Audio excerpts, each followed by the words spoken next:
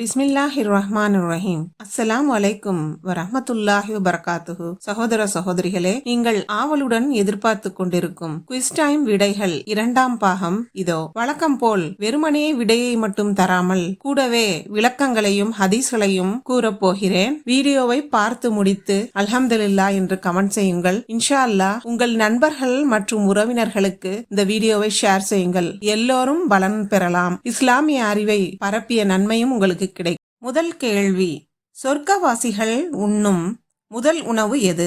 விடைகள்: ஏ பெரிய மீனின் ஈரல் பகுதி, பி சொர்க்கத்து மாதுளை, சி சொர்க்கத்து தேன், டி ஆட்டு இறைச்சி. விடை: பெரிய மீனின் ஈரல் பகுதி. விளக்கம்: ஒருமுறை யூத அறிஞர் ஒருவர் அன்னலாரிடம் வந்து, முகம்மதே, அஸ்ஸலாமு அலைக்க என்று முகமன் கூறினார்.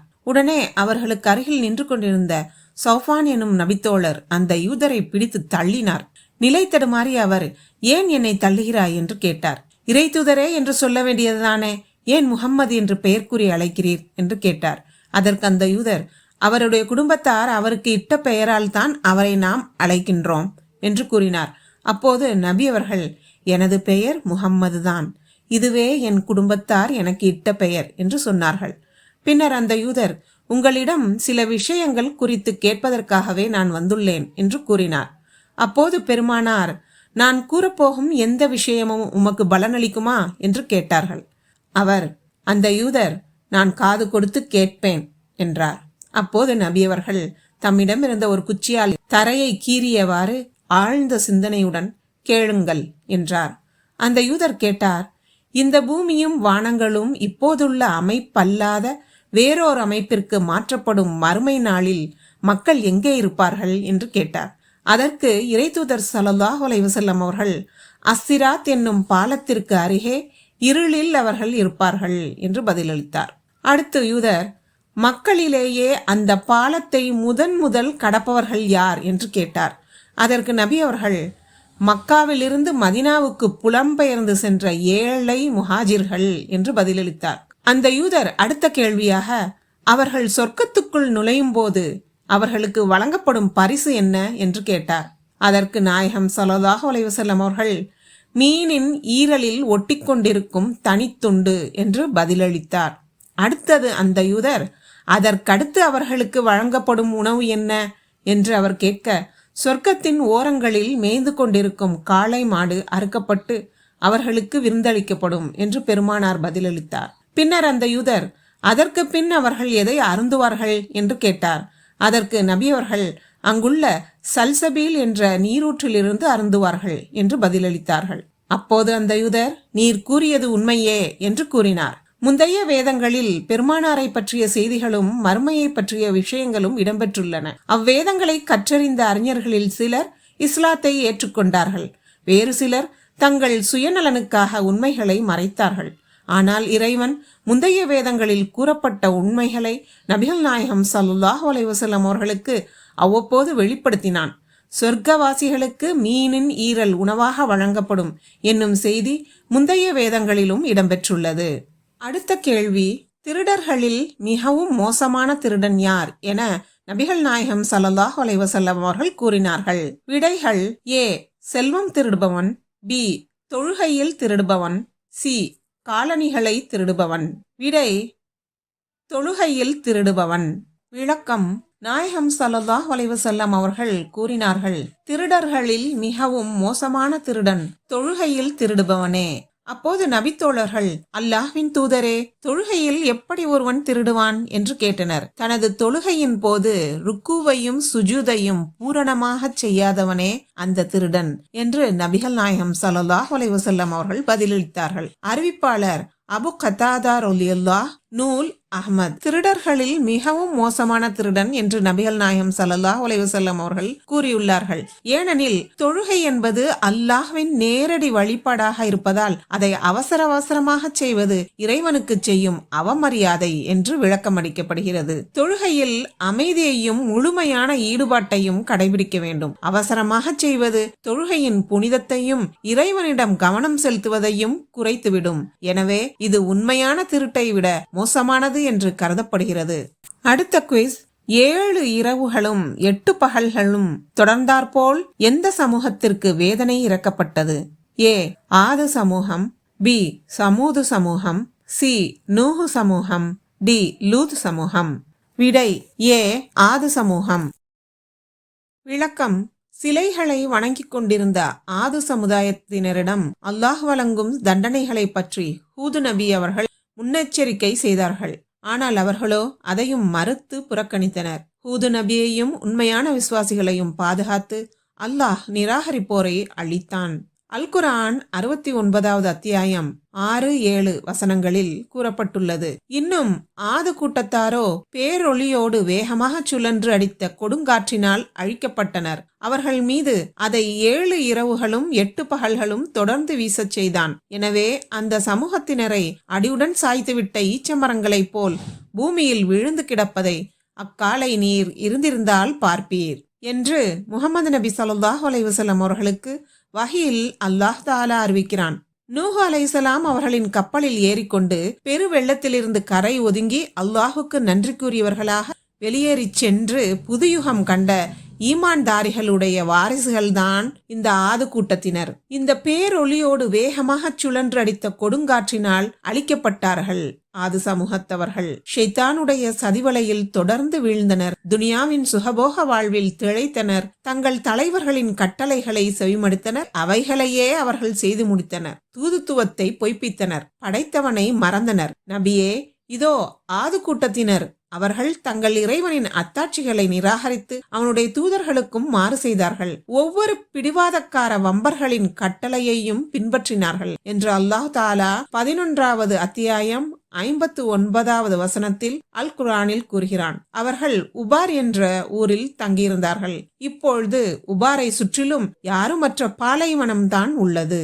அடுத்த குவேஸ்: மெஹராஜ் பயணத்தில் நபி ஸல்லல்லாஹு அலைஹி வஸல்லம் அவர்கள் ஏறிச் சென்ற விலங்கு பெயர் என்ன? விடைகள்: ஏ ஒட்டகம், பி குதிரை, சி புராக், டி கழுதை. விடை சி புராக் வாகனம். விளக்கம்: நபி ஸல்லல்லாஹு அலைஹி வஸல்லம் அவர்களின் மக்கா வாழ்வின் போது நடைபெற்ற மிக அற்புதமான நிகழ்ச்சி மிஅராஜ் என்னும் விண்ணுலக பயணமாகும்.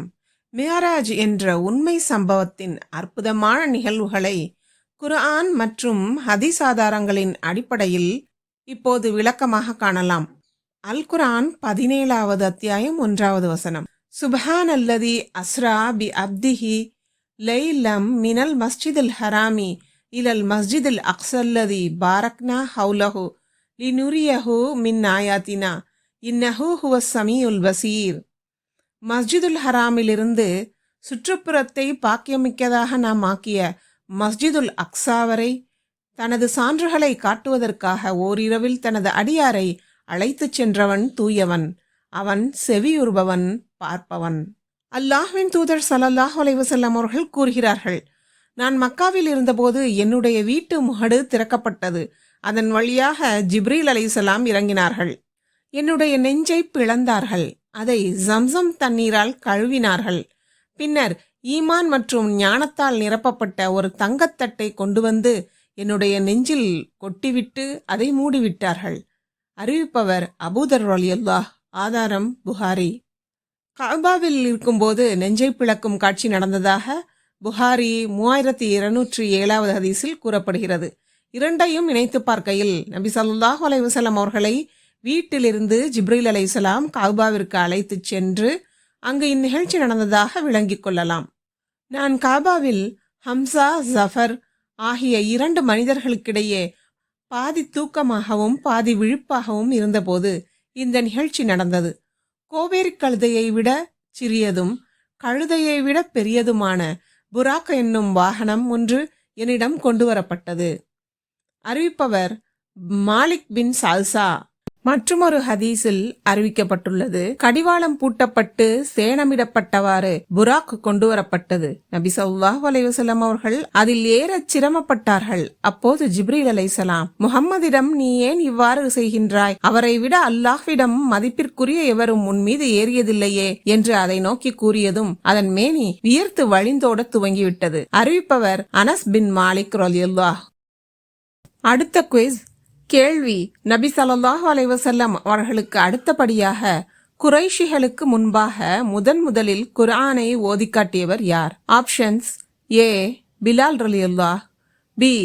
உமர் பின் ஹத்தாப் ரலியல்லாஹ், சி. அப்துல்லா இப்னு மஸ்ஊத் ரலியல்லாஹ். விடை: சி. அப்துல்லா இப்னு மஸ்ஊத் ரலியல்லாஹ். விளக்கம்: அப்துல்லா இப்னு மஸ்ஊத் ரலியல்லாஹ் அவர்கள் ஆடு மேய்ப்பவராக இருந்தார். பின்னர் முஹம்மது நபி ஸல்லல்லாஹு அலைஹி வஸல்லம் அவர்களாலும் அவர்களது தோழர்களாலும் ஈர்க்கப்பட்டு விரைவில் அவர்களுடன் மிகவும் பற்றுக்கொண்டார். முஹம்மது நபி ஸல்லல்லாஹு அலைஹி வஸல்லம் அவர்களுடன் நெருங்கிய தொடர்பில் இருந்தார். அவரும் அவருடைய பணிவிடையை ஏற்றுக்கொண்டார். அப்துல்லா இப்னு மஸ்ஊத் ரலியல்லாஹ் நபி ஸல்லல்லாஹு அலைஹி வஸல்லம் அவர்களின் இல்லத்தில் ஒரு தனித்துவமான பயிற்சியை பெற்றார். அவர் நபி ஸல்லல்லாஹு அலைஹி வஸல்லம் அவர்களின் வழிகாட்டுதலின் கீழ் இருந்தார். அவரை நற்பண்பில் நபி ஸல்லல்லாஹு அலைஹி வஸல்லம் அவர்களுக்கு மிக நெருக்கமானவர் என்று கூறப்படும் அளவுக்கு நபி ஸல்லல்லாஹு அலைஹி வஸல்லம் அவர்களுடைய அடிச்சுவடுகளை பின்பற்றினார்.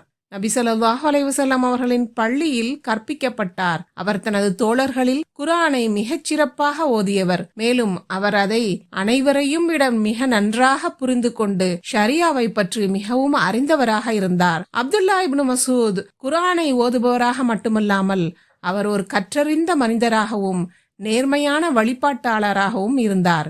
ஒரு நாள் நபித்தோழர்கள் மக்காவில் ஒன்றாக இருந்தனர். அவர்கள் இன்னும் எண்ணிக்கையில் குறைவாகவே இருந்தனர். பலவீனமானவர்களாகவும் ஒடுக்கப்பட்டவர்களாகவும் இருந்தனர். குறைஷிகள் இன்னும் குர்ஆனை வெளிப்படையாகவும் சத்தமாகவும் ஓதுவதை கேட்கவில்லை. அவர்களுக்காக அதை ஓதுபவர் யார் என்று கேட்டார்கள். நான் அதை அவர்களுக்காக ஓதி காட்டுவேன் என்று அப்துல்லா இப்னு மஸ்ஊத் ரலியல்லாஹ் முன்வந்தார். நாங்கள் உங்களை பயப்படுகின்றோம் என்று நபித்தோழர்கள் கூறினர். ஏனெனில் அப்துல்லா இப்னு மஸ்ஊத் ரலியல்லாஹ் மிகவும் மெலிந்த தேகத்தை உடையவர். அப்துல்லா இப்னு மஸ்ஊத் ரலியல்லாஹ் மிக பிடிவாதமாக நான் தான் ஓதுவேன் என்று அடம்பிடித்து கபூத்துல்லாவை நோக்கி சென்றார். பின்னர் அவர் மகாம் இப்ராஹிமை அடைந்தபோது விடியற்காலை ஆகிவிட்டது. குறைஷிகள் காபாவை சுற்றி அமர்ந்திருந்தனர். அப்துல்லா மக்காமில் நின்று ஓதத் தொடங்கினார். அவர் தொடர்ந்து ஓதிக்கொண்டிருந்தார். குறைஷிகள் அவரை உன்னிப்பாக பார்த்தார்கள். அவர்களில் சிலர் கேட்டார்கள், இப்னு உம்மு அப்து என்ன சொல்கிறார்? அடப்பாவி, அவன் முகமது கொண்டு வந்ததில் சிலவற்றை ஓதிக்கொண்டிருக்கிறான் என்று அவர் உணர்ந்தார்கள். அவர்கள் அவரிடம் சென்று அவர் ஓதிக்கொண்டிருந்த போது அவரது முகத்தில் அடிக்கத் தொடங்கினர். அவர் தனது தோழர்களிடம் திரும்பி வந்தபோது அவரது முகத்தில் இருந்து இரத்தம் வழிந்தது. தோழர்கள் அனைவரும், உங்களுக்காக நாங்கள் அஞ்சியது இதைத்தான் என்றார்கள். அப்துல்லா இப்னு மஸ்ஊதோ, அல்லாஹ்வின் மீது ஆணையாக அல்லாஹ்வின் எதிரிகள் இந்த நேரத்தில் என்னை விட வசதியாக இல்லை. நீங்கள் விரும்பினால் நான் நாளை மீண்டும் சென்று அதையே செய்வேன் என்று தைரியமாக கூறினார். குர்ஆனை முதலில் சத்தமாக ஓதியவர் அப்துல்லா இப்னு மஸ்ஊத் ரலியல்லாஹ். அடுத்த குவிஸ். கேள்வி: ஜிப்ரீல் அலைஹிஸ்ஸலாம் அவர்களை கண்டு பயந்திருந்த நபி ஸல்லல்லாஹு அலைஹி வஸல்லம் அவர்களை ஹதீஜா ரலியல்லாஹ் யாரிடம் அழைத்துச் சென்றார்கள்? விடைகள்: ஏ. அந்நஜாசி மன்னரிடம், பி. வரகா பின் நௌஃபல் அவர்களிடம், சி. அபு தல்ஹா ரலியல்லாஹ் அவர்களிடம். விடை: பி. வரகா பின் நௌஃபல். விளக்கம்: முதல் இறைச்செய்திக்கு பிறகு சிறிது காலம் எந்த வேத அறிவிப்பும் வராமல் நின்று போயிருந்தது. ஹிரா குகையில் நபி ஸல்லல்லாஹு அலைஹி வஸல்லம் அவர்கள் இந்த பிரபஞ்சத்தை ஆளும் மறைப்பொருளை குறித்த தேடலில் இருந்தபோது அங்கு வானவர் ஜிப்ரீல் அலைஹிஸ்ஸலாம் தோன்றி நபி முஹம்மது ஸல்லல்லாஹு அலைஹி வஸல்லம் அவர்களை ஓதச் சொன்னார்கள். கனவாக மட்டுமே வந்து கொண்டிருந்த இறைச்செய்தி முதன்முறையாக வானவர் ஜிப்ரீல் மூலம் அருளப்பட்ட போது தமக்கு ஓதத் தெரிந்ததை தம்மாலேயே நம்ப முடியாமல் அந்த வசனங்களுடன் நடுங்கியவர்களாகவே வீடு வந்து சேர்ந்தார்கள் நபி முஹம்மது ஸல்லல்லாஹு அலைஹி வஸல்லம் அவர்கள். தனது துணைவியார் ஹதீஜா ரலியல்லாஹு அவர்களிடம் நடந்தவற்றை இதயம் படபடக்கச் சொல்லி, எனக்கு ஏதோ நேர்ந்து விட்டது என பயப்படுவதாக நபி ஸல்லல்லாஹு அலைஹி வஸல்லம் அவர்கள் கூறினார்கள். நபிகளாரை சமாதானப்படுத்தும் விதமாக ஹதீஜா ரலியல்லாஹு ஆறுதல் கூறினார்கள். பயப்படாதீர்கள், நீங்கள் உறவினர்களுடன் இணங்கி நடப்பவர், வறியவர்களுக்காக உழைப்பவர், சிரமப்படுவோரின் சுமைகளை சுமந்து அவர்களுக்கு உதவியும் புரிகிறவர், விருந்தினர்களை உபசரிப்பவர். அப்படிப்பட்ட உங்களை அல்லாஹ் ஒருபோதும் இழிவுபடுத்த மாட்டான் என்று ஆறுதல் சொன்னார்கள். பிறகு தம் தந்தையின் உடன் பிறந்தவரான நௌஃபல் என்பவரின் மகன் வராஹா என்பவரிடம் நபி முகமது ஸல்லல்லாஹு அலைஹி வஸல்லம் அவர்களை அழைத்துச் சென்றார்கள். வராஹா கிறிஸ்தவராக இருந்தார். அவர் இஞ்சில் வேதத்தை ஹீப்ரு மொழியில் எழுதியவர். கண் பார்வையற்ற வயோதிகர். அவரிடம் நபி ஸல்லல்லாஹு அலைஹி வஸல்லம் தனக்கு நேர்ந்ததை எடுத்துரைத்தார்கள். பொறுமையாக எல்லாவற்றையும் கேட்ட வரக்கா அந்த வானவர்தான் மூசாவிடம் இறைவன் அனுப்பிய நாமூஸ் என்ற விஷயத்தை புரிந்து கொண்டார். சிறிது யோசித்த பிறகு, உங்கள் சமூகத்தார் உங்கள் நாட்டிலிருந்து உங்களை வெளியேற்றும் காலத்தில் நான் உயிருடன் திடமான ஆரோக்கியத்துடன் இருந்தால் நான் உங்களுடன் நிற்பேன் என்றார்கள். அதை கேட்ட முஹம்மது நபி ஸல்லல்லாஹு அலைஹி வஸல்லம், என்ன, மக்கள் என்னை வெளியேற்றுவார்களா என்று அதிர்ந்தார்கள். அதற்கு வரக்கா, ஆமாம், நீங்கள் கொண்டு வந்திருக்கும் சத்தியத்தை போன்று எவர் கொண்டு வந்திருந்தாலும் அவரை மக்கள் பகைத்து கொள்ளாமல் இருக்க மாட்டார்கள். நீங்கள் வெளியேற்றப்படும் அந்நாளில் நான் உயிருடன் இருந்தால் நிச்சயமாக உங்களுக்கு பலமாக உதவுவேன் என்று உறுதியளித்தார்கள். ஆனால் வரக்கா நீண்ட நாட்கள் வாழவில்லை. இஸ்லாமிய அறிவை வளர்த்து கொள்ள வேண்டும் என்ற உயரிய நோக்கத்துடன் இத்தனை நேரம் இந்த வீடியோவை பார்த்து கொண்டிருந்த அன்பு சொந்தங்களுக்கு ஜஸாக்குமுல்லாஹ் ஹைரன். இந்த வீடியோவை லைக் பண்ணுங்க, உங்கள் நண்பர்களுக்கும் உறவினர்களுக்கும் ஷேர் செய்ய மறக்காதீர்கள். மீண்டும் மற்றொரு வீடியோவில் சந்திப்போம். அஸ்ஸலாமு அலைக்கும் வரஹ்மத்துல்லாஹி வபரகாத்துஹு.